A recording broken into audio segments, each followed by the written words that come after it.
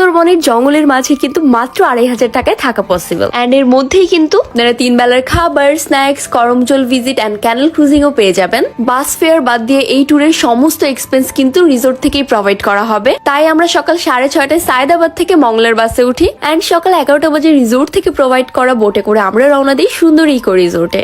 জঙ্গলের যতই ভিতরে ঢুকছিলাম ততই ভাবছিলাম ফ্যামিলি কিংবা অডিয়েন্সের সাথে কানেক্টেড থাকার জন্য আমার তো চাই high speed internet. At that point I remember আমার স্কিটো সিমের আছে আনলিমিটেড প্যাক, যার শুরু আছে কিন্তু শেষ নেই। এন্ড আনলিমিটেড প্যাক কিন্তু আমি পুরো ট্যুরেও শেষ করতে পারিনি। বাই দ্য ওয়ে, এটা ছিল আমার কটেজ, যার নাম ছায়া সুন্দরী। স্পেস খুব আহামরি বড় না, কিন্তু খুবই কমফোর্টেবল। বাট এখানের সবচেয়ে ইমপ্রেসিভ কর্নার হচ্ছে এই বারান্দা, যার এক সাইডে হেমক এন্ড আরেক সাইডে পুরো সুন্দরবনটা দেখা যায়। এন্ড ফুল বোর্ড প্যাকেজে কিন্তু 3 বেলার খাবারও ছিল।